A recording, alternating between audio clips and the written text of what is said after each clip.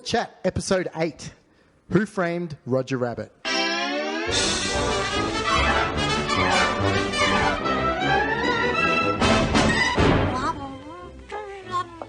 Mommy's going to the beauty parlor, darling. But I'm leaving you with your favorite friend, Roger. He's going to take very, very good care of you. Because if he doesn't, he's going back to the science lab.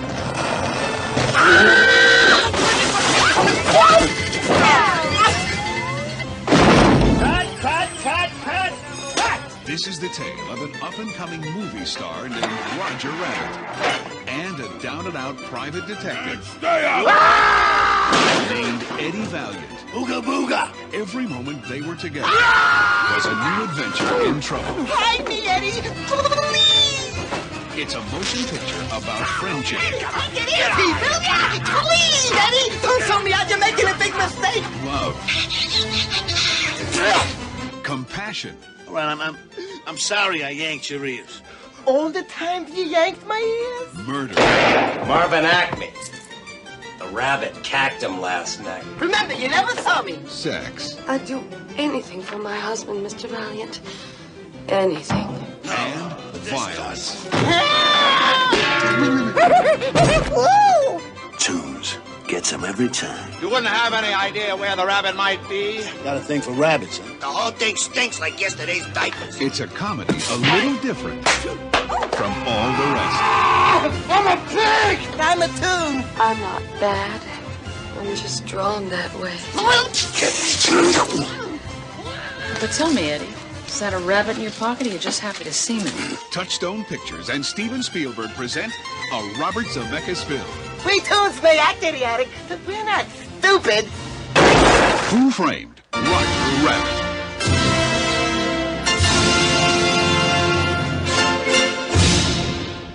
It's the story of a man, a woman, and a rabbit in a triangle of trouble.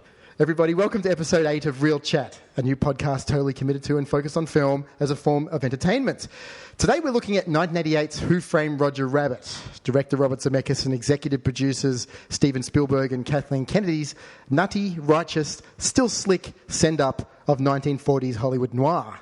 A film which depicts a world in which cartoon characters interact directly with human beings in live action. When it was released in 1988, audiences hadn't quite seen anything quite like it. Groundbreaking and wildly funny, it boasted all ages appeal, a smart script, and a rare, never-since-replicated gathering of dozens of Golden Age animation icons from rival studios. After some 26 years, the majority of audiences still haven't quite seen anything like it, although for gamers, Wreck-It Ralph certainly comes close.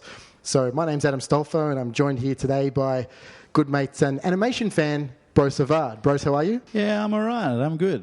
There's nothing better than an excuse to watch this film again, so I enjoyed the heck out of it. On the flip side, over here, he's coming to the Lion's Den today, Mr. Andrew McCaskill. Andrew, how are you? I'm scared. Let's be honest.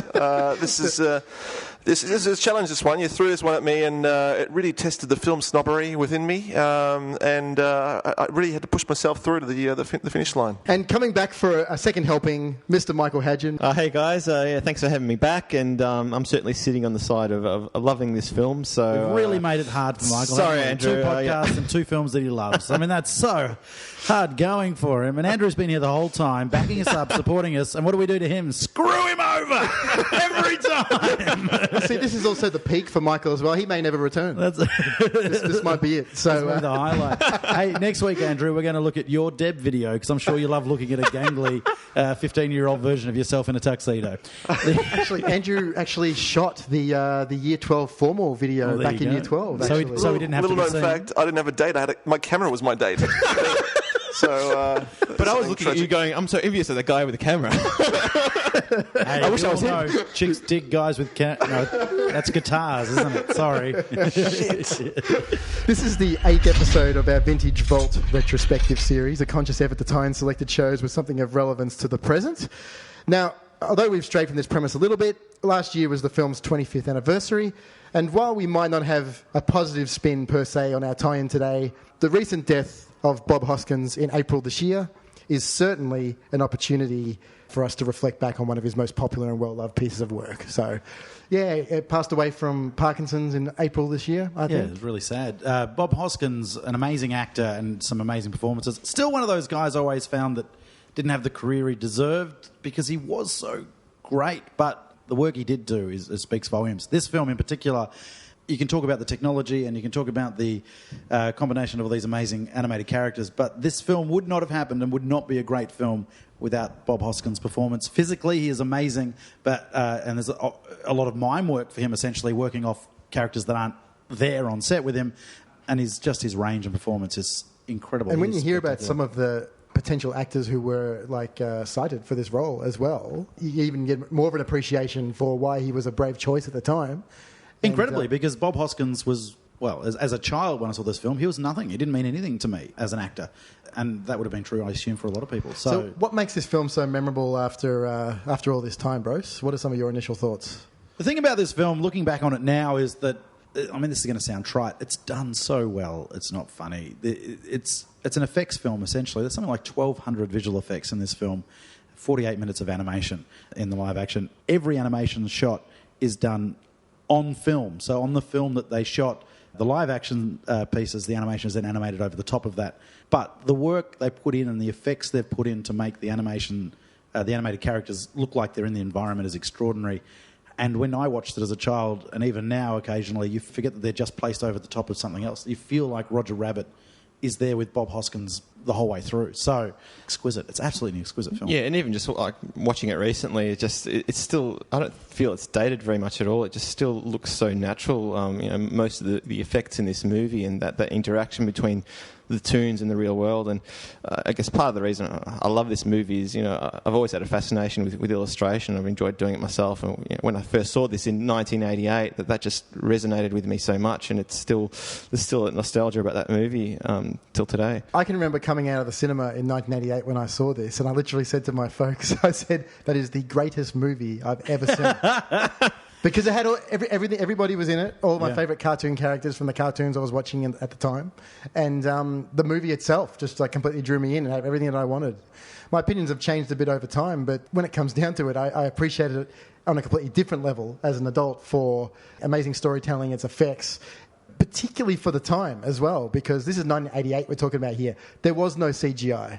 None whatsoever. And there's even the blue screen that existed at this point is not at the quality that we have now in cinema. So there are plenty of films from the late 80s and even early 90s where the blue screen effects just look rubbish in hindsight, whereas this is extraordinary. Some of the work they've done on this is amazing. One of the things that's worth mentioning just really quickly, not only do they spend a lot of time adding effects to the animated characters to make them look like they're in the environment, later on when Bob Hoskins is in the animated world, they use the same layering effects they'd used on the animated characters on Bob Hoskins to make him look like he's in the animated environment. So the level that the effects teams went to, and it was Industrial Light and Magic that were involved with this as well, is extraordinary, and they put so much time and effort into this, those effects. Andrew, what are some of your initial thoughts about Who Framed Roger Rabbit?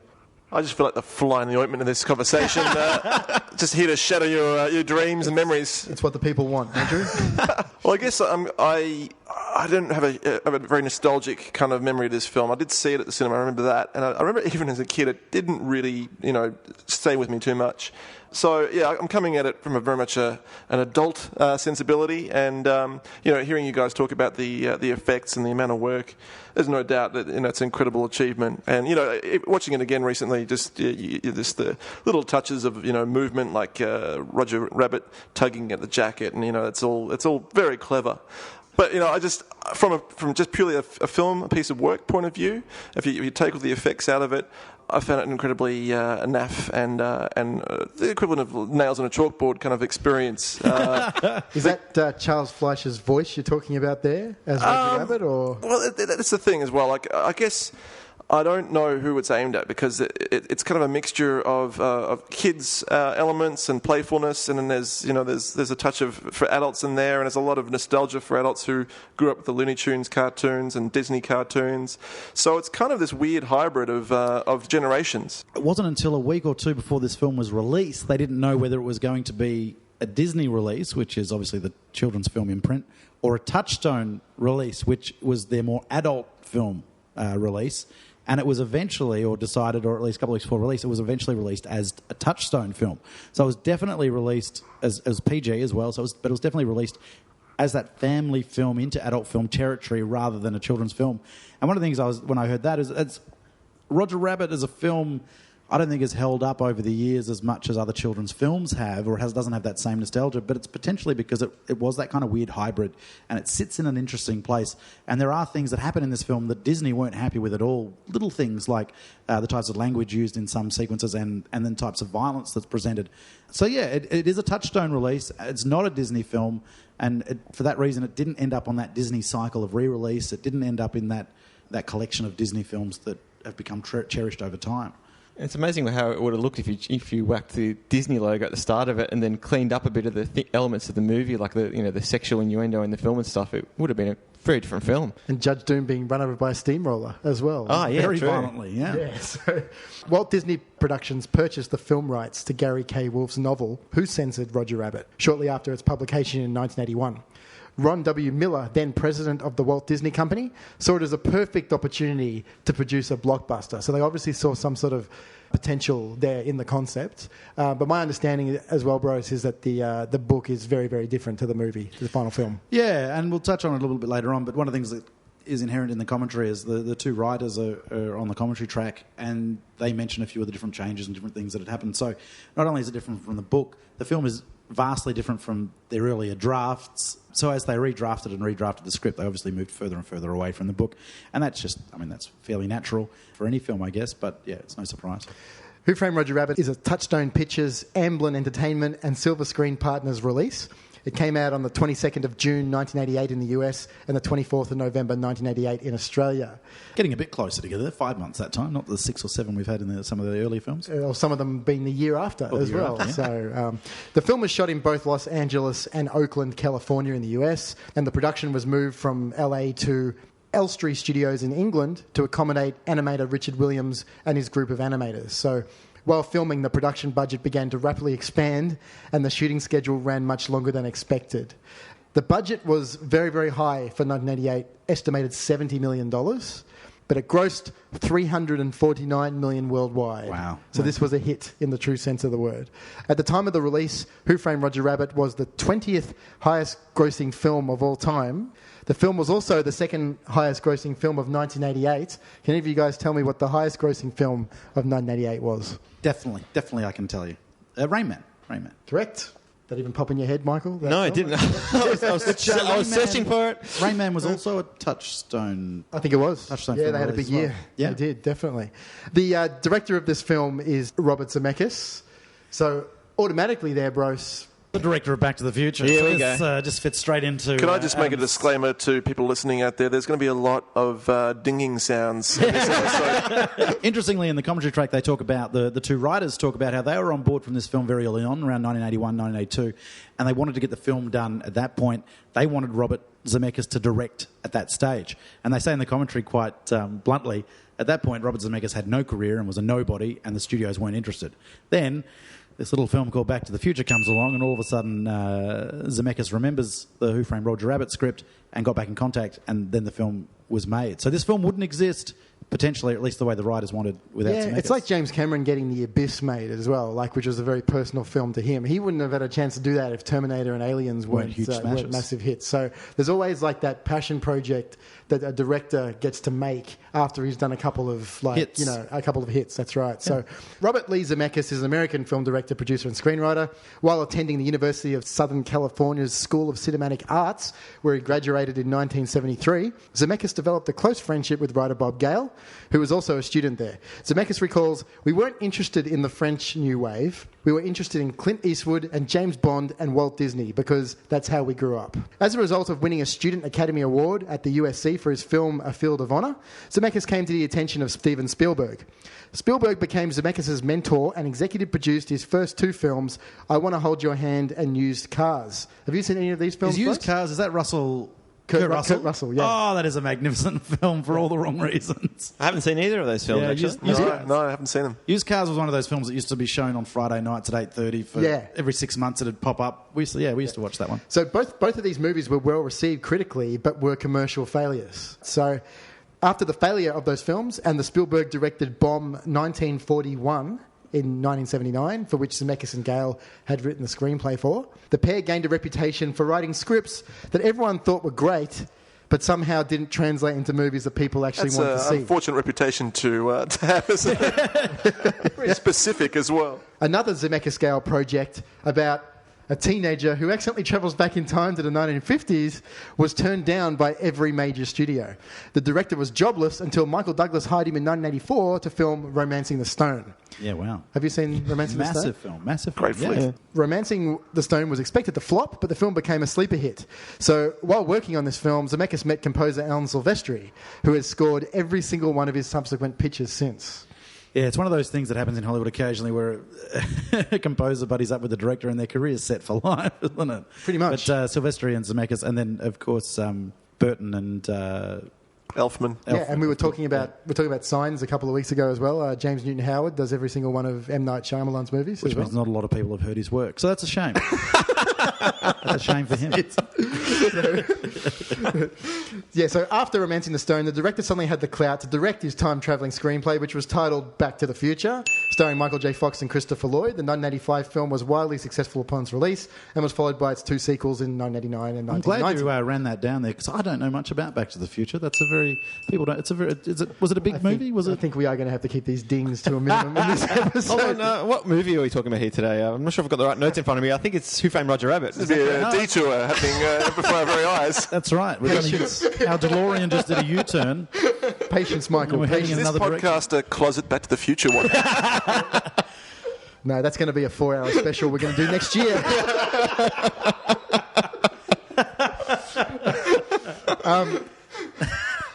In 1992, Zemeckis directed the black comedy Death Becomes Her. Have you seen this, Andrew? Death Becomes Her? Yes, indeed. Okay, this is starring Meryl Streep, Goldie Hawn and Bruce Willis. Although his next film would have some comedic elements as well, it was Zemeckis' first with dramatic elements that was also his biggest commercial success, which was 1994's Forrest Gump.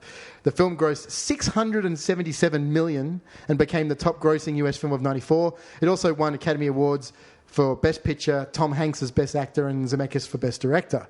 Other career highlights throughout the late 90s and 2000s include Contact, What Lies Beneath, Castaway, The Polar Express, Beowulf, A Christmas Carol, and Flight. And of particular note as well, as of April 2014, Zemeckis was working on his next movie titled The Walk, a biographical film based on the life of French high-wire professional Philippe Petit, the man who tightrope walked between the World Trade Center towers in 1974.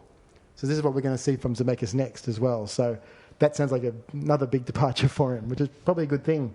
How do you guys feel about Zemeckis overall? Not only his work in this film, but his career so far. I mean, look, just hearing all these movies, it sounds like I sort of got to get stuck into some of his back catalogue there. There's several movies I haven't seen, but look, obviously a very big fan of some of his films. This one in particular, is probably my favourite Zemeckis film, but big fan of Back to the Future as well, and Forrest Gump. But then look, there's some movies in there, such as one of his more recent ones, Flight, that I wasn't a big fan of. Look, he's certainly a legend of legend in Hollywood and a great director. Yeah, I think he's just a great popcorn director. Like he just, just the movies he's made, particularly in the 80s. There's some of the most classic films that you remember from your childhood. So I'm very fond of Romancing the Stone and obviously the Back to the Future series.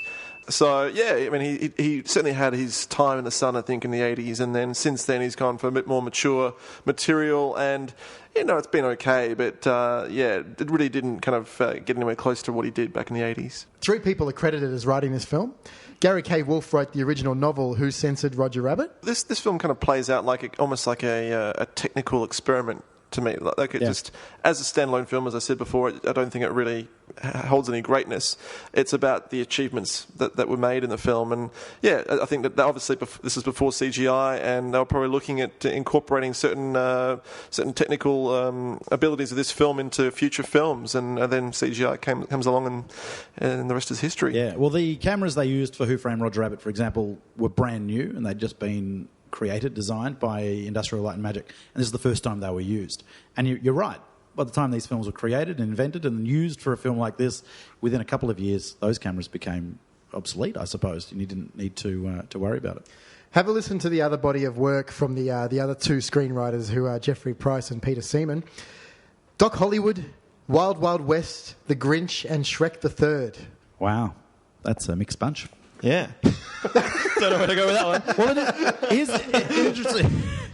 an interesting note on the screenplay. The whole Cloverleaf Industries Red Car storyline was not in Price and Seaman's original script. Spielberg said to them at one point during the screenwriting process, it can't just be a film about cameos and the animation effects. There needs to be a real story.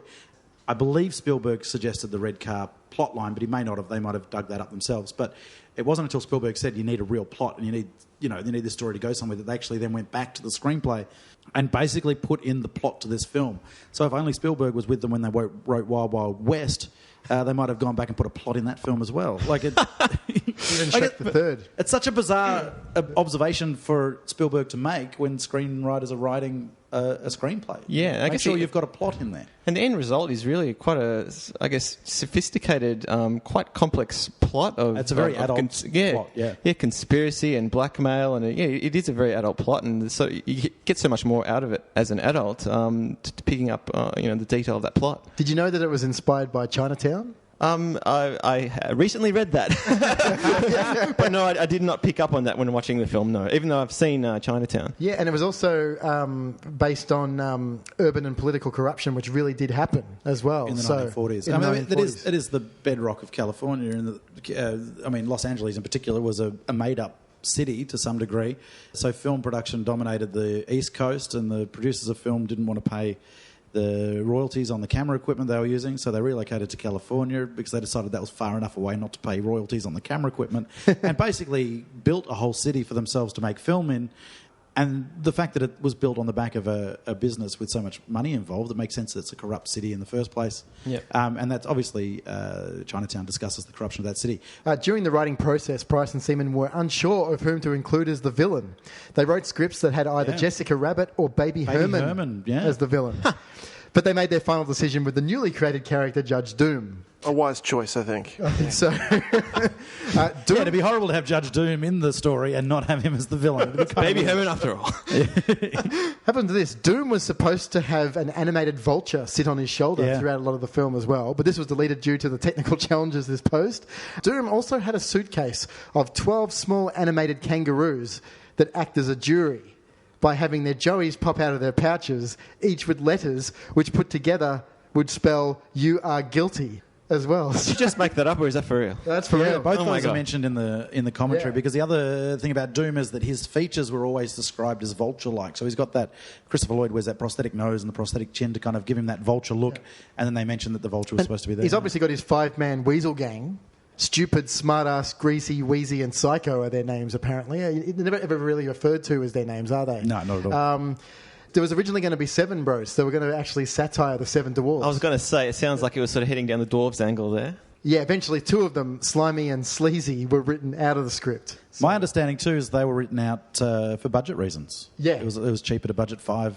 It was cheaper to animate 5 weasels instead of 7 weasels. So they laid off 2 of the weasels. They laid off 2 of the weasels, saved them some money. Why have 7 weasels when you can have 5? That's my motto in life. 5 weasels do the job of 7, I've often said.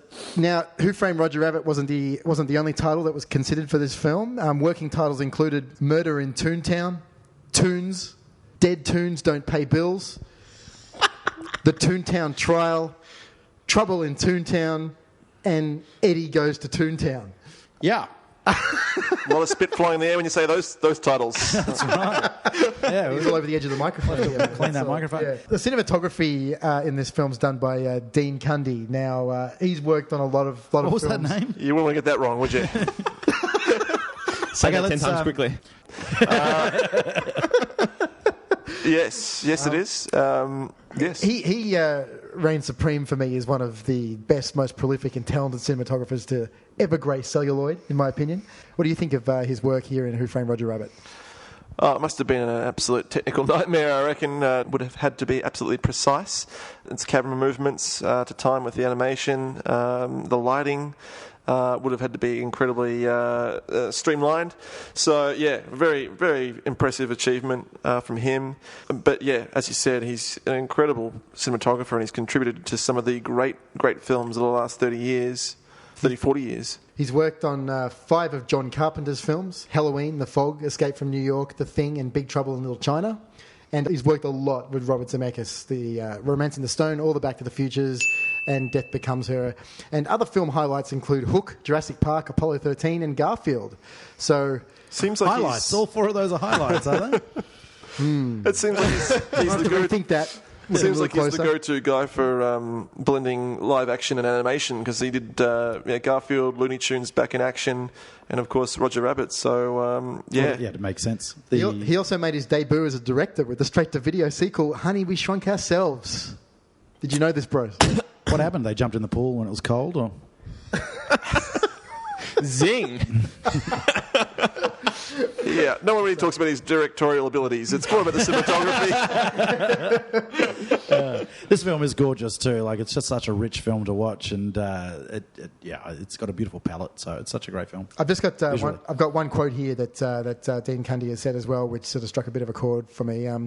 For me, the special satisfaction in being a DOP, you might even call it my private ego trip, is knowing what I do will live on after I'm gone. Most people have jobs in which the work disappears after they've performed it. I'm very fortunate to work in a profession which has lasting value. It gives me a unique form of immortality. It certainly isn't comparable to the immortality of great artists like Leonardo da Vinci or Michelangelo, but in a small way, it means future generations can discover my work and know that at this point in time, I was here. So I thought that was quite a significant quote. Totally, he's done that. I mean, he's incredibly... I don't know if he's actually celebrated, but his work is celebrated. Classic films like Halloween, that's a magnificently shot film, and just in its simplicity and its menace. The Thing, there's another great Carpenter film which contributes massively to the mood and the look of the film, and it's just its classicness. And Back to the Future has to be said. I mean, those films are brilliant-looking films. Yeah, I don't know about generations appreciating his work throughout the future, but I know generations of Stolfos will be watching Back to the Future, so they'll be seeing his work there. I wonder how many times it's been mentioned already in this episode, Bruce. But let's talk a little bit about the cast in the film. We've touched a little bit about Bob Hoskins earlier. He plays Eddie Valiant, an alcoholic private investigator who holds a grudge against Toons. A bit like you, McCaskill. Executive producer Spielberg's first choice for the role was Harrison Ford, but Ford's price was too high at this stage, apparently, bros. Yeah, that would have been an extraordinary film, wouldn't it? I mean, Harrison Ford would have nailed the kind of grumpy, slightly depressed elements of Eddie Valiant, but I don't know, that sequence at the end when Bob Hoskins is doing all the tumbling and all the physical stuff, I just can't imagine Harrison Ford turning up that day. I honestly could see it. I reckon because Harrison Ford has this kind of I think he wants to play these kind of comic roles. I think he gets stereotyped as this kind of grim, grumpy old man. But that's because he is a grim, grumpy old man. But he loves some of the goofier stuff. I think that he would have been a really good job. I mean, not to take away from Bob Hoskins, but yeah, I could totally see Harrison Ford nailing that role. But yeah, Bob Hoskins himself, who obviously plays the role of Eddie Valiant, I mean, he's just sensational in this movie. He nails it, and I'm sure people know he's an English actor, but his accent in this is pitch perfect. He's just amazing, and I don't know, he's so believable. I can't imagine anyone else. Also, sorry, just quickly, he's quite disarming because he's a short man and he's kind of a bit round, and he's not an intimidating fellow. So in terms of being a kid's film rather than an adult film, he's not intimidating to kids. He fits in the toon world. Yeah, just following on from that. Yeah, he's quite a short, stocky man. Very different look to Harrison Ford, and I think that look that Bob Hoskins has plays well into this film, just because this is a sort of a mixed animation film. This is to appeal to kids, and he has a humorous appearance that lends to this film. I also at no point in watching this movie do you ever question that Bob Hoskins is there with these animated characters, like the way he actually plays that. No, it's just flawless. Perfect. Yeah. In the commentary, it's said about 30 or 40 times how good he looks with the characters and how his interaction with them and his reaction to something that's not even there it makes this film, and there's no question. Now, Christopher Lloyd plays Judge Doom, the extremely cold-hearted and power-hungry judge of Toontown. Lloyd was cast because he had previously worked with Zemeckis on Back to the Future. Lloyd compared his part as Doom to his previous role as Cruder in Star Trek III: The Search for Spock, both being overly evil characters which he considered being fun to play. One interesting little note here with Lloyd, he avoids blinking his eyes while on camera in order to perfectly portray the character. Yeah, I've heard that as well, and I didn't actually look out for it the last time I watched it, but I'm going to have to in the next viewing. He's just freaky in this film, isn't he, Brose? He's so good. He's pitch perfect. He's very subtle as well, but has some of the most amazing expressions where he'll react to whatever event's going on and just twists his face up and just looks so disgusted. And it's interesting because Eddie Valiant for most of the film doesn't like Toons either, and you can tell that Doom doesn't like Toons even though he has Toon henchmen. So there's two different ways to react to that kind of negativity. But Lloyd there are moments where he's frightful. Like, they're just horrific moments in this film with that character. Yeah, I mentioned this before we started recording, Brose, but that moment in the bar where the guy's saying, "Here's my imaginary friend, Harvey," or whatever, and everyone's laughing, and then Lloyd just looks at him and smiles at him, but it's that really, really creepy smile. Smile, yeah. It's a really twisted moment. It's great. It's really good. And I guess in a film that's so overplayed and the animated characters are so energetic and so the performances are so big. The physical side of him has to be discussed because it's almost like a dance. Like he's like a dancer, just the way he moves. I mean, dare I mention Back to the Future, but is a great example of the way he's always doing something and behind Marty McFly, or he's running around in circles behind him. He's like a living, breathing cartoon himself. Yeah. He's just a master. He's of like that. Kramer before Kramer. Absolutely, he's just so physical and just the timing, has that amazing timing and presence. And I assume that he rehearses that quite extensively, and it is like a dance. The little step he does on the ping pong balls is just so fluid and just such a nice little moment. The thing with Christopher Lloyd as well is if you've ever seen any of the rare interviews with him as well, he is just so different from his roles that he's just the shyest, most quiet-spoken... And quite a serious actor. He's got a But then when he's on a set and a director yells action, he just turns it on. Apparently it's just one of those things. So the real sort of method actor. Yeah, that's it. Joanna Cassidy plays Dolores, Eddie's on-off girlfriend who works as a waitress in the film. How do you guys think that she does in this film? Oh, look, I guess she's really a side role. There's probably not a lot to comment on. She does a great job in the role, yeah, she's just sort of, I guess, the love interest that's there, sort of supporting Eddie Valiant through the whole ordeal. And look, she does that well. I think she's also a good match for Bob Hoskins. They look good next to each other. It's not ridiculous. She's not too young and she's not too old. I mean, because Bob Hoskins isn't young by any means in this film. So it just, everything fits nicely. And she also fits the period really well. She looks like a classic 40s, 50s actress. And she looks I was shocked to realise that she was Zora in Blade Runner. Yeah, she's the same actress who is quite different in that film, and she's a sexual force of nature in that film, and she's pretty much naked for most of her role, and she's all buttoned up and very conservative in this, and it's just kudos to her. You never made that connection? No, but now I can picture it. Yeah, yeah. Slightly disturbing. We're going to have to take a small break because just back in 5 minutes. Real chat. Charles Fleischer plays the voice of Roger Rabbit and Benny the Cab, and apparently Greasy and Psycho the Weasels as well. So I'm going to start over here with Andrew. Opinions of Charles Fleischer as Roger Rabbit, Andrew? Although it irritated me highly whilst watching, it wouldn't be the same film without him. Like, he brings all the personality with his voice of Roger Rabbit and the Weasels. I didn't know he did the Weasels, but that piercing, high pitched kind of squeaky voices that he does, and that's the soundtrack to the film, and makes it more identifiable. So yeah, I think he does an amazing job. Really, he has quite a key moment in one of Fincher's films as in Zodiac, if you recall. I haven't seen Zodiac since it came out. Can you refresh? Well, he plays a very creepy character that takes Jake Gyllenhaal down to his basement to show him some movie posters, and it's one of the most creepy scenes in the film, and hard to believe that's the voice of Roger Rabbit. I know. He is, without sounding too insulting, he is kind of a freaky-looking guy. He's got a very distinctive look. He's done a bunch of voice work since then, on and off, and he's just done little bits and pieces in movies. So he's had a solid career, but he's also worked for Disney continually, and he still does Roger Rabbit's voice when it's required. So to facilitate Hoskin's performance, Fleischer dressed in a Roger bunny suit and stood in behind the camera for most scenes. What are your thoughts on his bizarre technique here? The bunny suit's weird, and apparently that was all him. He went down to wardrobe. He asked them to design a bunny suit so he could be on set. He wanted to get to work every day, go to wardrobe, and go to set. It's kind of an eccentric, weird little thing. Yeah, I suppose it would have worked for him to sort of get into the role, so to speak, but I just imagine it would have been hugely distracting for everybody else involved.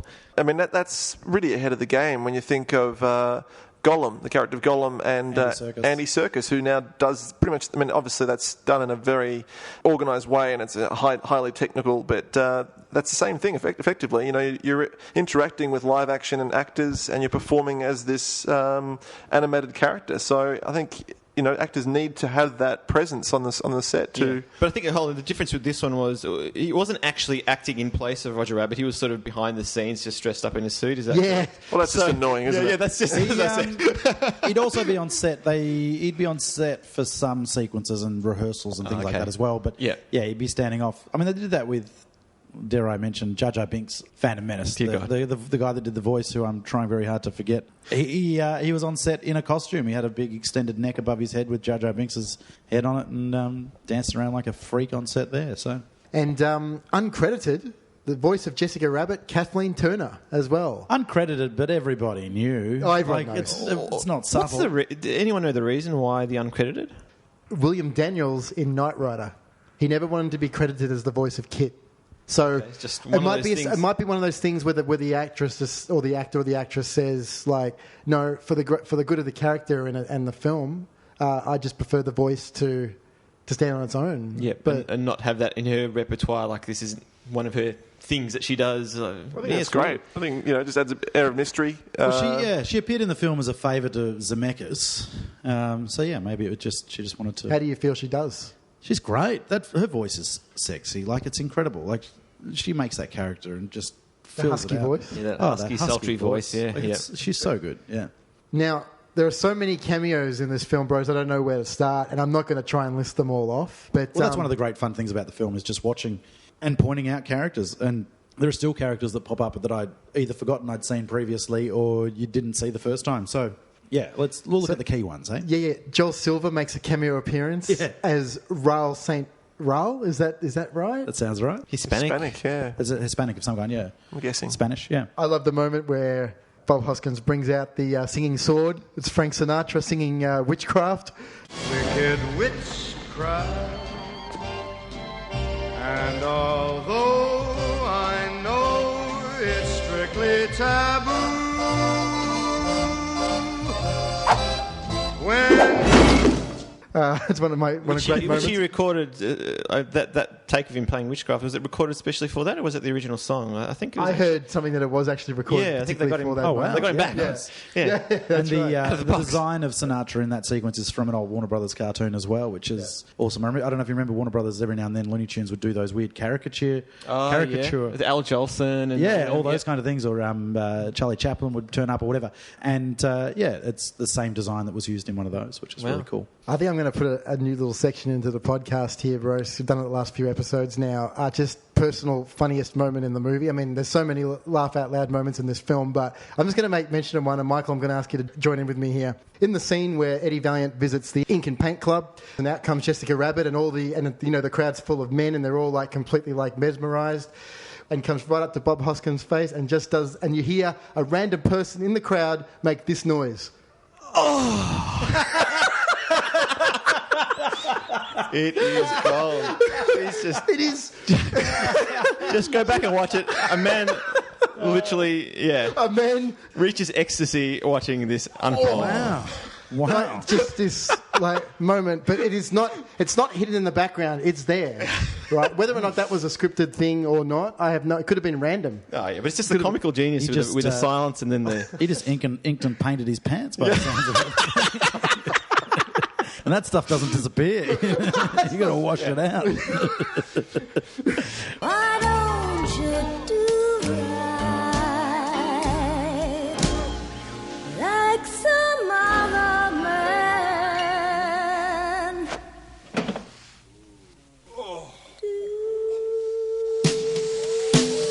Wow, man. I've never noticed that. I'm going to have to go back and watch it. You've never noticed that? I've never noticed it. Now that you mention it, I remember kind of in the back of my mind going, that's a strange sound, and then continuing on. It's hard. It's so good. During that scene, I'm often making noises of my own. So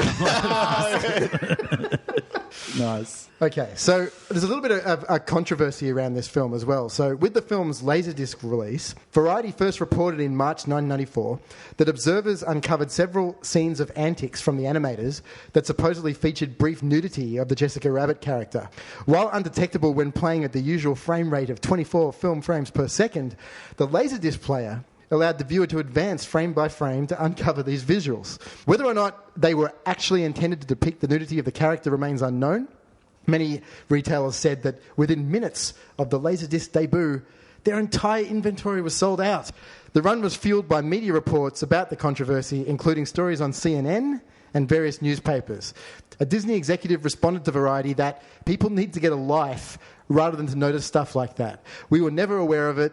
It was just a stupid gimmick the animators pulled on us, and we didn't notice it. At the same time, people also need to develop a sense of humour with these things. And at the same time, a great way to sell some Laserdiscs, must be said. Work the treat. You might see some animated bush in your release.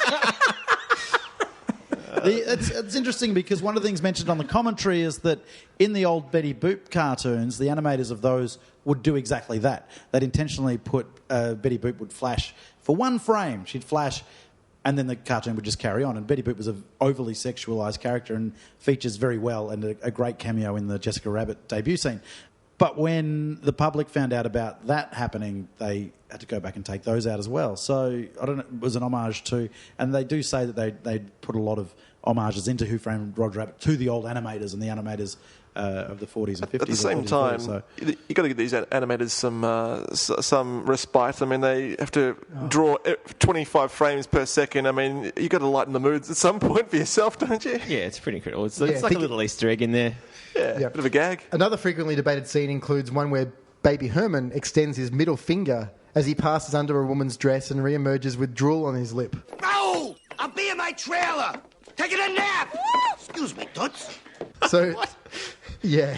There was also controversy over the scene where Daffy Duck and Donald Duck are playing a piano duel, and during his trademark ranting gibberish, it is claimed that Donald calls Daffy a goddamn stupid nigger.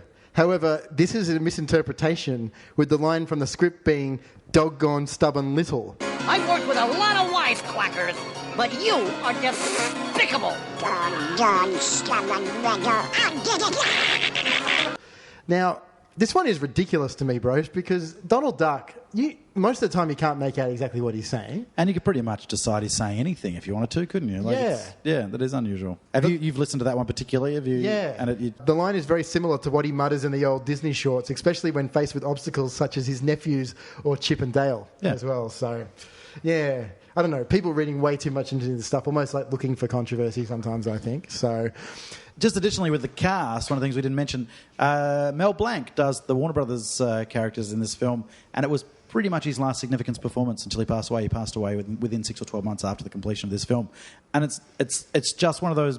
I don't know if you've endured modern Warner Brothers animations where they've got other actors doing the voices, but Mel Blanc was the man, and his performances were so good that it's nice. It's just a nice coincidence that he was still with us and that he was around to do this film, because it would have detracted completely from the quality of the film if it wasn't Mel Blanc doing his voices. Completely agree, and it's fitting into his career.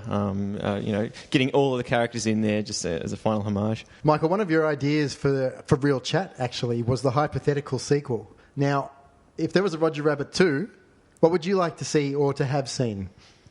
Well, I don't know if it's true, but I think there was talk at some stage of a prequel.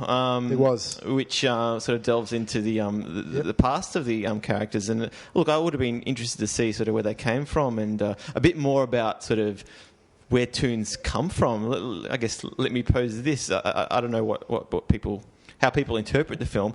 Are toons something that naturally exists, like something that's involved, or are toons something that people created? And you can interpret the film both ways, but I'd love to have that question answered. What do you guys think? I've never thought about that in my life, but... That's kind of hurting my brain. I'm just thinking of you could do anything. You could create animated, just create toons that exist. That hurts. I don't know. Because the reason I tend to think they were created is, I guess there's references in the film where, I guess, Jessica Rabbit says... I'm not bad. I'm just drawn that way. There's also sort of the ink and paint clubs. There's lots of references to, I guess, them being illustrated, drawn. So I tend to think it's something like people, like they invented them and they created them. And the dip is also the kind of chemicals they would use to clear the cells. When they wanted to reuse cells in animation as well. Just got a few trivia tidbits here, guys. Bob Hoskins said that for 2 weeks after seeing the movie, his young son wouldn't talk to him. When finally asked why, his son said he couldn't believe his father would work with cartoon characters such as Bugs Bunny and did not let him meet them. That's great. Kit. The 3 ingredients of the dip, which kills toons, turpentine, benzene and acetone, are all paint thinners which are used to remove animation from cells. Yep, makes sense. When Eddie takes Roger Rabbit into the back room at the bar where Dolores works to cut apart the handcuffs, the lamp from the ceiling is bumped and swinging. Lots of extra work was needed to make the shadows match between the actual room shots and the animation for very little viewer benefit. Today, bump the lamp is a term used by many Disney employees to refer to going that extra mile on an effect, just to make it just that little bit more special, even though most viewers or guests will never ever notice it. Wow, that's great. Yeah. Bump the lamp. It's detailed in the commentary as well, and it created so many problems for the lighting and for the cinematography and the animation later on. It just... Yeah, just immense. Bump the lamp. It's up there with Jump the Shark. It is. Bump the lamp. This might be of particular interest to you, Brose. Roger Rabbit is described design-wise as having a Warner's face, a Disney body, a Tex Avery attitude, Goofy's overalls, Mickey Mouse's gloves, and Porky Pig's bow tie. Animation director Richard Williams says he based his Roger colour model on the American flag. Red overalls, white body, blue tie, so that everyone would subliminally like it. Yeah, I mean, there's also, because Roger Rabbit's also a triangle in shape, and that was important to, it kind of gets across some Chaplin-esque elements, and there's a whole bunch of discussion about the design of Roger Rabbit, but at the end of the day, it's a great design. Richard Williams designed it last minute too. It was one of the last characters he designed, So what I was saying is, Andrew, how could you just not love him? Like, he appeals to everybody. Funny, as you were saying that, I was thinking, but he's such a bloody annoying character. If whether you like Roger Rabbit or not, or Baby Herman, I think is one of the greatest characters in the film. Standalone, they're great characters. They don't feel like they're being forced into it. They don't you've got those characters have to mingle with existing characters that are, some of them are 100-year-old. So he's done it quite well. Like an extraordinary work on the design. What's that great line that Baby Herman has as well when he goes to visit Hoskins? My problem is I got a 50-year-old lust and a 3-year-old dinky. That's a great line. Yeah. 326 animators worked full-time on the film. In total, 82,080 frames of animation were drawn, including storyboards and concept art. Animation director Richard Williams estimates that well over 1 million drawings were done for the movie. And when you look at the credits of this film, there's something I didn't see before. There's a whole host of people called in-betweeners. I was like, what is this in-betweeners? But I assume it's the people that fill in the cells between, I guess, the critical cells. A lot of animators start doing in-betweeners, and it's tedious because you're not actually doing any animating as such, but it's an important part. Yeah. It's awesome, and a role that probably just doesn't really exist anymore, I imagine. No, I wouldn't think so. Definitely not. So let's talk a little bit about how people can actually see Who Framed Roger Rabbit these days. So the first DVD was very, very early on in the late 90s, Brose. Bare bones, horrible non-anamorphic transfer. It was... I never saw it, so I don't have to worry about it. Yeah. It was... Stayed away. I wouldn't be surprised if it was full screen. Like, it was just just the VHS version just dumped across. Yeah. But in March 2003... there was a re-release released as part of the Vista series line in a 2-disc collection, which is the one that you've got, Brose, I think. Yeah, it's great. And then last year, Who Framed Roger Rabbit was released by Touchstone Home Entertainment on Blu-ray for the film's 25th anniversary. And the film was also digitally restored by Disney as well. Frame by frame, digital restoration was done, removing dirt and scratches and all that stuff. So the DVD and the Blu-ray are identical with what they've got on them, but it's a very, very well put together DVD. Yeah, one of the great things about this film is that part of the marketing for the film when it came out was the special effects and the animation and the puppetry. And before I'd even seen the film, I'd been saturated with behind the scenes and how they did things and making ofs and all this great stuff. And it's and it all exists. And a lot of it was done really well originally, and they've got all that great footage. So the documentaries are really, really well put together. And it's got a commentary on it as well. That Commentary's good value. The commentary is Robert Zemeckis as well. Frank Marshall, who was a producer. Steve Starkey was an associate producer. They interest me a little bit less. Yep. The visual effects supervisor, Ken Ralston, and then the co-writers, Jeffrey Price and Peter S. Seaman, are both on there, and they all contribute really well. They do this really nice thing, which doesn't happen a lot in commentaries, where before they say something, they identify who they are. It's like, oh, this is Bob. When I shot this bit, so you don't get distracted and by whose voice it is. It's hard to work out whose voice is who normally. So that's really nice, especially with 6 voices going on. But they've all got really nice memories and some great little anecdotes. Were they all recorded together? Were they all in the same room? Or I couldn't say the way. Yeah, it sounds like it sounds fine to me. It didn't just sound like I'm coming to you now from Moscow. It's you can't tell. You can't tell. The other Technology. The other thing worth mentioning is there's an element, or there's an extra called the Toontown Confidential, which is a fact and trivia track that you can watch. It's a visual pop-up thing that you can watch the film and get these little facts and trivia pop up all the way through, which I find a little bit more enjoyable than the commentary, because you can watch the film and get these facts all the way along, and they'll just point out little things like how something might have been done, or also historic facts about different cameos and bits and pieces. So I find that a little bit more entertaining, because it's not a bunch of voices fighting for attention. It's just the film and then little bits of trivia and stuff. So that's really informative and really cool. It's also got 3 Roger Rabbit shorts on there as well, Brose. Have you seen these? The Roger Rabbit shorts, there was one. They were released before other films, much like the Looney Tunes and Disney shorts were released originally. So they're like a little teaser short. So I remember seeing one. Honey, I Shrunk the Kids, I believe, had Honey, I one. Shrunk the Kids. Yeah, I think that is correct. Yep. Yeah. I've got them here, actually. Tummy Trouble played in front of Honey, I Shrunk the Kids. Bang. Roller Coaster Rabbit was shown with Dick Tracy.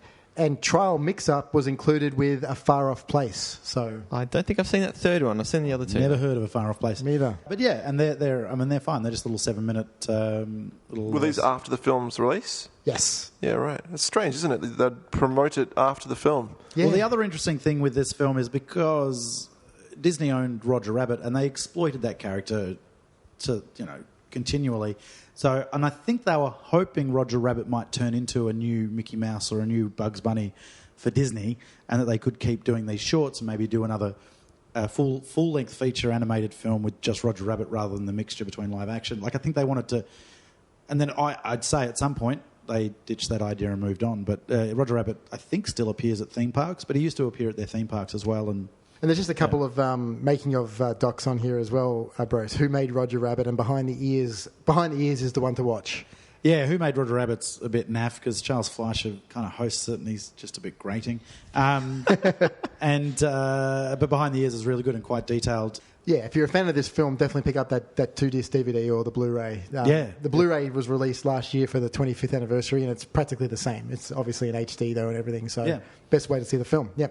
Andrew, soundtrack and score of this film, Alan Silvestri, so be very careful with your critique of this score, okay?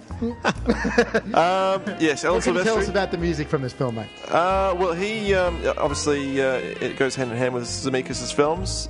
He's basically the soundtrack to Zemeckis' career, and that's a good thing because they work very well together, obviously. And this is really the peak of his career as well. Silvestri, 1988. He'd just done Predator, which is one of his most brilliant scores, and then after that, there's the Back to the Future 2 and 3 to come. So it was really a very exciting time in his career, and this particular score, showcases all that's good about Silvestri.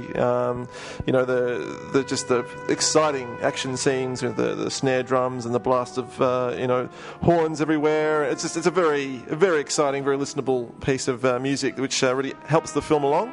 And then he does, some homages to some of the Looney Tunes, Carl Stalling music, which is, the slapstick music, very well. It just seamlessly slots in with his own score. A lot of jazz-style stuff in there as well. Yeah, and there's a really nice kind of gumshoe film noir touches in there, which kind of has a bit of the Chinatown kind of score in there, a little kind of nod to that.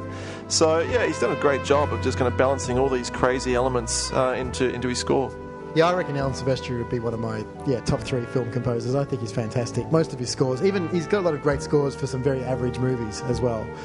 His stature has gone down quite a bit. He's not that busy anymore, is he?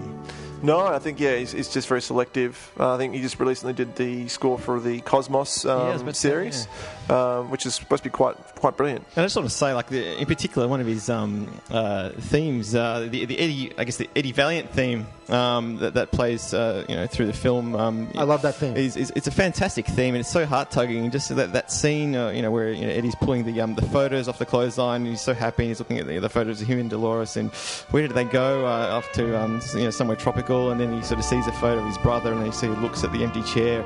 That the music just really guides you through that sequence, and it's so heart-tugging and emotional, and it's really the music really carries it there. Absolutely, it's like one of my favourite pieces of music in the movie is that part. Yeah, for sure. So what releases were there of this score, Andrew? Well, I believe there was just the one main release, which was 18 tracks. I believe, was that right? 16 tracks. 16. I had some bootlegs tagged on the end there. 16. Yeah, that's right. I recall that number. But what a wonderful release it is, the 16, and so much better than if it had been 18. I'm really disappointed. That's the sweet number, sweet 16. Oh, yes, for a reason. And isn't it great? Isn't it great? Isn't it great? Tell us what you really thought. But no, it has it was originally released in 1988 and got reissued by Walt Disney Records on CD for the first time in 2002. So yeah, it's got about 12 or 13 tracks of Silvestri's score, and then a couple of the main songs that feature in the film as well. So yeah, if you like the music from the film, it covers it quite nicely. So there's a couple of a few notes I've got here in regards to alternate versions or deleted scenes. I think the most famous deleted scene, which is also on the DVD and the Blu-ray, Brose, is the pig head sequence. I watched this years ago, and I can't remember specifics about it, which you're about to go into, but. Yeah. It's another one of those scenes that appears on DVDs that if you imagined it back into the film, and they do a little thing which is nice where they put it into the context of the film for you, but if you watch the whole film, it just kind of would slow the film down a bit, and probably it's not necessary for the plot. It makes sense that it was taken out, but it's nice to have it there. It's nice to have it, just to check it out. So after leaving Roger with Dolores, Eddie Valiant attempts to break into Jessica Rabbit's dressing room and encounters an angry Judge Doom and the gorilla. Eddie is then kidnapped by the Toon Patrol weasels and taken into Toontown, where they give him a Toonaroo, which is paint a cartoon face over your real one, in this case a pig, right? So Eddie goes home and, using turpentine and paint remover, washes the pig head off in the shower. So during this sequence, Jessica enters his apartment and the bathroom and begins a conversation with him. The second part of where Eddie is partially dressed is in the theatrical cut of the film. The theatrical cut tries to cover up the missing footage by placing a toilet flush on the soundtrack as Eddie exits his bathroom. So you know which part we're talking about. Yeah, exactly. Where he walks out topless with the tie on. That's actually the follow-on from when he washes the pig head off his head. And look, stand alone, it's actually a really good scene. I quite like it, but yeah, look, it does draw out the movie. It doesn't make sense to leave it in there. But there's a great line from Christopher Lloyd in that cut scene, I believe, where he sort of says, "We're going to take you downtown," and Bob Hoskins is sort of joking about it. He loves downtown, and Judge Doom says, "No, downtown." Toontown. And you just see the look on his face. He's like horrified. No, not Toontown. It's great. Toontown. It's a great little scene, but yeah, it didn't need to be in there. Oh, yeah. Okay. Can I discuss something with you that I think is the quintessential scene in the film for me, which we haven't discussed yet, is the dipping of the Toon shoe into the horrifying. Yeah. That scene is dark. It is horrible. Yeah, I mean, it's powerful. And I can remember that from when I saw it as a kid. Like, it was just an unforgettable scene, and it was so so grim and chilling for a kid to see that, and it's integral to the evilness of Dr. Doom. They did use Judge Doom. They used a shoe because they hoped that wouldn't be as confronting and as alarming as using an anamorphic animal or a human animated character. But the shoe is, because it's kind of it's an anamorphic shoe anyway. It is really disturbing. So they kind of concede that it didn't really soften it as much as we'd hoped. But imagine if that was like a little, I don't know, kangaroo or a little. But they gave it so much expression in that little few seconds before it's been like really affectionate with his shoe. It is just, even now, it's just like, it just breaks my heart. It's such a horrifying shot. Remember how we always thought there wasn't a way to kill a tune? Well, Doom found the way. Turpentine, acetone, benzene. He calls it the dip. I'll catch the rabbit, Mr. Valiant. Then I'll try him, convict him, and execute him.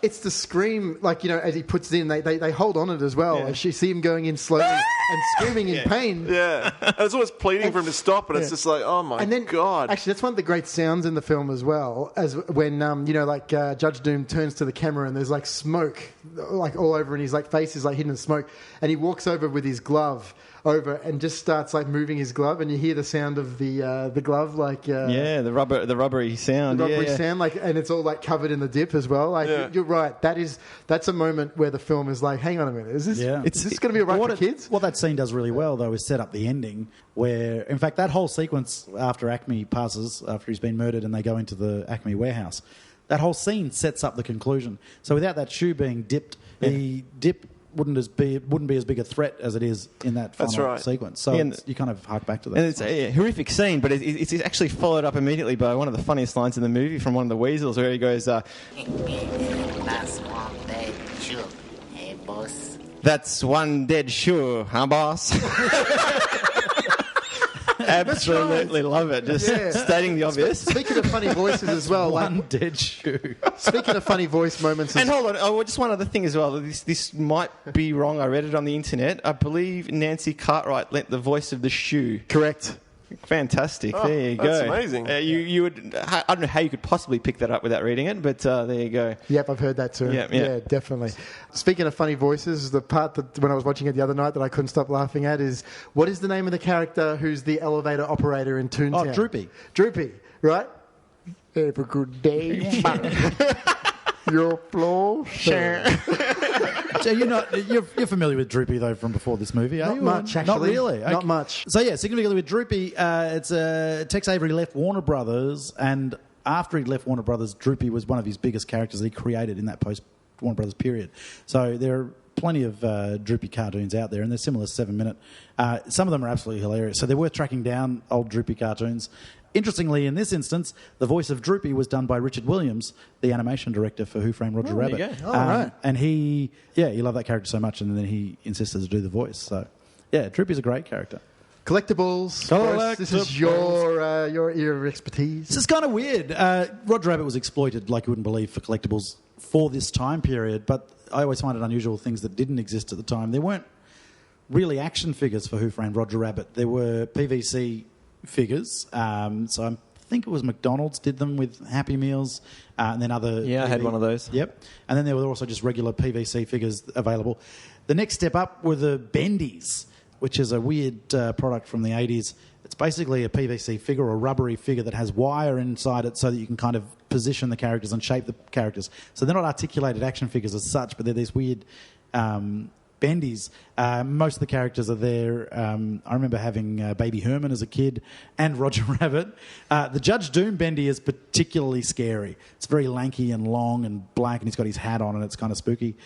So they were the big action figure, I guess, but they were a Bendy. Disney has released plenty of statuettes of different characters. Jessica Rabbit, significantly. Hallmark have done ornaments of the characters as well. Badges and pins and things were really popular. T-shirts, obviously. But more recently, there are now, which is no surprise, there are Funko Pop Vinyl Who Framed Roger Rabbit's figures about to come out. I think there's 6 in that series. and Sideshow have released a premium format statuette of Jessica Rabbit. There are other different statuettes of Jessica Rabbit where she's obviously overly sexualised and it's just kind of weird and ridiculous, but that is her character, I suppose. So yeah, no Bob Hoskins in the old 40s outfit? Or, there's an Eddie Valiant Bendy. Oh, okay. Yeah. What about the Judge Doom? There's nothing with like sort of detachable arms that you can sort of attach to the anvil. How good, remember that old Inspector Gadget that used to get the 12 Yeah. How good would a Judge Doom be in that? He'd be an awesome character. Yeah. Because he really is just like an evil Inspector Gadget. He's got the springs that come out of the feet, the daggers that come out of his knives. Like you could make the most awesome action figure out of him. Not to mention the big circular saw. Yeah, that's right. Yeah. It's awesome. Yeah, the big yellow saw. That's amazing. Yeah, so that's pretty much it, bros. That's it. Yeah, I mean, there's plenty out there, but a lot of it's kind of naff and kind of small. And it actually surprised me that there wasn't a little bit more significant merchandise out there, but there was definitely plenty at the time. Yeah, good stuff. Yeah, in regards to the awards and the reviews and the response for Who Framed Roger Rabbit, the Academy Awards in 1989, it won 4 Academy Awards. There was Best Film Editing to Arthur Schmidt, Best Sound Effects Editing to Charles L. Campbell and Louis L. Ederman, and Best Effects Visual Effects to Ken Ralston, Richard Williams, Ed Jones and George Gibbs. There was also a Special Achievement Award for Richard Williams for animation, direction and creation of the cartoon characters. So, yeah, so 4 technical Academy Awards there, bros. Yeah, and I guess, I mean, it's going to suffer because it's a family film, so family film's not going to do quite as well, I guess, at the Academy Awards. But 4 effects is, yeah, I mean, and it deserves it, there's no question. But I'm just saying, like, Hoskins should have been nominated because he's extraordinary, but it's not going to get acting awards, this film. It was also nominated for Best Cinematography for Dean Cundy and Best Art Direction Set Decoration to Elliot Scott as well. Oh, sorry, and Best Sound as well, it was nominated. So there was 3 nominations. And bro should be happy to know that Bob Hoskins was nominated for Best Performance by an Actor in a Motion Picture, Comedy or Musical at the Golden Globes. And that's fair. Yeah, absolutely. Did Roger Rabbit appear at the awards? That comes across as a smart-ass joke. Maybe we can look that up on that YouTube. has happened a lot of times. That might be on YouTube. Animated appearances on the Oscars and the Golden Globes. I have a feeling I remember the car being involved and Roger Rabbit. Benny the Cab. Yeah. Maybe it's just... Maybe it's just I had too much cordial once and saw that. But. And we always make mention of this, bros, the Academy of Science Fiction, Fantasy and Horror Films. Why? Because I love them. We didn't mention it for Rosemary's Baby, though. I was disappointed. Why does the Rosemary's Baby got lifted? Did it not get... I'm pretty sure that the Academy of Sci-Fi, Fantasy and Horror Films didn't exist. No. Otherwise, I would have gone straight to it. That's right. Let's give one to it retrospectively. It would have been the Academy Awards and then this one. So it won Best Fantasy Film, Best Director for Robert Zemeckis and Best Special Effects for the effects team. And it was nominated for Best Actor for Bob Hoskins, Best Supporting Actor for Christopher Lloyd, Best Supporting Actress for Joanna Cassidy, and Best Writing for Jeffrey Price, and Best Music for Alan Silvestri. So a lot of nominations there. And how's this as well? At the 1989 Grammy Awards, Alan Silvestri was nominated for Best Album of Original Instrumental Background Score written for a motion picture or television.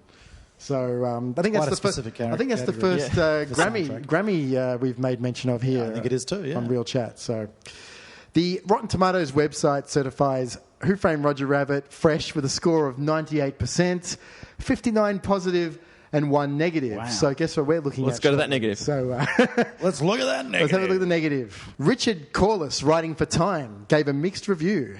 The opening cartoon works just fine, but too fine. The opening scene upstages the movie that emerges from it, he said. Corliss was mainly annoyed by the homages to the golden age of American animation. Animation legend Chuck Jones made a rather scathing attack on the film in his book Chuck Jones Conversations. Among his complaints, Jones accused Robert Zemeckis of robbing Richard Williams of any creative input and ruining the piano duel that both he and Williams storyboarded. What's going on there? Well, if you're annoyed by the homage to the golden age of animation, that's sort of really what the movie's actually about. So if you find that annoying, just don't watch it, I guess. Yeah, until Spielberg told them to put the red car plotline in, that's all this film was. So yeah, that's just bizarre. I don't really understand that. So, yeah. So, yeah, 59 positive and just that one negative. So it also has an IMDb rating of 7.7 out of 10. So that's very good as well. So, so Who Framed Roger Rabbit received vast critical acclaim. The film was also considered by many as one of the best films of 1988. Roger Ebert gave the film 4 stars, predicting it would carry the type of word of mouth that money can't buy. This movie is not only great entertainment, but a breakthrough in craftsmanship. Ebert and his Chicago colleague Gene Siskel spent a considerable amount of time in the Siskel and Ebert episode in which they reviewed the film, analysing the film's painstaking filmmaking. Siskel also loved the film and ranked it number 2 on his best films of 1988, while Ebert ranked it as number 6 on a similar list. Janet Maslin of the New York Times commented that although this isn't the first time that cartoon characters have shared the screen with live actors, it's the first time they've done it on their own terms and made it look real. So seems to have gotten pretty, gleaming reviews there. Yeah, it's a great wrap up. So yeah, guys, we're just going to do the quick conclusion here and just run down what we all thought of this film. So I'm going to start over here as usual with the man himself, Mr. Andrew McCaskill. So what do you give Who Framed Roger Rabbit on our 5-star review system, mate? Well, at this very moment in time, you do put up a lot of good points about, there's a lot of great stuff in the film. I must admit, we've just discussed it over the last hour or so. So it's hard to be negative about what we're currently talking about, and I'm not going to be. I'm just going to say that it's a nice ode to the cartoons of yesteryear, particularly the Looney Tunes golden years. So yeah, it's a very nostalgic piece, and it wears its heart in its sleeve, and it's a great film for kids. Would I watch it again in my own choice? I don't think so. I think that, it's a film that strangely now resonates for a certain generation who grew up with those cartoons that it celebrates. Kids today, I don't know, would they embrace it as they would the Pixar films of today? Why don't we just quickly ask the guy who here has a couple of nephews? I've watched this with my nephews a couple of years ago now, and they really enjoy it. I mean, they still know those characters. They still know the Disney characters. I guess a lot of the other ones there they might not know, but it's still a highly entertaining movie, and it still resonates with kids, I believe. So, Andrew, what would you give it out of 5? I'd have to, it's a hard one to rate. I think 2 would be a bit harsh. I think it's serviceable. It's just a fun little piece. So I'll give it 2.5. Okay. Ooh. Yeah. So would you actually recommend it to anybody? I'd say if you're a fan of the Looney Tunes cartoons, then you'd love it. Love is a strong word. You would enjoy it. If you haven't grown up with those cartoons, I'd probably say it might be a bit of a struggle. No. So this is the first film on Real Chat that you're not recommending. You make it sound so bad. I've just destroyed the dreams of young puppy dogs everywhere. But, if you can't recommend it, you can't recommend it. Let me remind you of my recommendation for Ghostbusters 2 to make you feel better. I can see no reason in my lifetime to ever have to see that film ever again. Yep. So don't feel so bad, man. Those films exist. It's true. It's true. Brose. Look, I just think this is a really nice, tight script, and it's so well shot, and the effects and the animation are extraordinary. You don't see animation like this anymore, and you hadn't really seen it that much before this film. The cameos from different characters from throughout animation history are spectacular. Bob Hoskins is extraordinary. Zemeckis' direction, I don't think, is all that important to this film. I think there's so much going on that this would have been so heavily storyboarded, based around effects shots and so forth, that Zemeckis is a good choice, but I don't know how much he's adding or subtracting from this film. But it's great. I give it a solid 4 stars. I just think it's really good, honest fun, and just ticks along really nicely. It's a parody of film noir. We haven't spoken much about that. So if you like film noir, but it's got a really nice old Hollywood feel to it. It's got it's a nice plot, but it's just a spectacular film. So solid 4 stars for me, no question. Recommend it? Definitely recommend it. Okay. Michael. Oh, well, look, yeah, I absolutely love this film. It's good for so many reasons, but it's it's just a really highly entertaining film, just like the action-packed entertainment sort of turned up to 11. But it's also just the two characters, central characters that are developed in the film, Roger and Eddie Valiant. They're just you really sort of feel for these characters. It doesn't take long for you to sort of feel a lot of sympathy for this alcoholic struggling detective and this rabbit, even though he's animated. It starts off the film so emotionally charged, and his marriage is on the rocks. He's suffering from all these very sort of, I guess, real world adult types of issues, you really feel for them, and you really sort of have a lot of interest in their journey through this film. And from me, I give it 4.5 stars, and it's sort of it's up there as one of my favourites. Yeah, and myself personally as well, I just think the best way to sum this film up is fast, funny and focused. It doesn't waste any time. Everything that's in there is in there for a reason. I think it's very clever as well, the sharp satire, and it's an absolutely hilarious ode to the golden age of animation. And so you're saying 2.5 stars? Certainly not. Okay. No, I give this film 4.5 as well. I just think it's absolutely, it's so much fun. I love watching this. There are parts of it which, would probably be appreciated more by a younger audience, I think, and probably even the younger version of myself. The 8-year-old version of myself, I can understand why I came away just thinking it was like the most amazing thing I'd ever seen. So, very highly recommended. And, I think, the acting's great. The music's great. The technical elements of the filmmaking's incredible. Even for the time, it ages very well. Yeah, easy 4.5 from me and very highly recommended. So thanks very much, guys. Thanks for being part of this today. Not a problem. Thanks for your hard work, Adam. You've done a great job. And Andrew for being with us every week, equally, working hard. And Hadjion for finally turning up. Yeah, thanks for me, just turning up at the last minute. And accepting all the glory. Yeah, excellent. And Brose, your dulcet tones aren't missed either. Thank you very much. No, thanks, guys. Very much appreciated. And hopefully we'll see you all early next year. Thanks. Stay in touch with us by visiting realchat.com.au. Check us out on Facebook. You can follow us on Twitter @RealChatPodcast, Instagram real_chat_podcast. And if you haven't already, catch up with past episodes and subscribe to new episodes on iTunes. That's all, folks.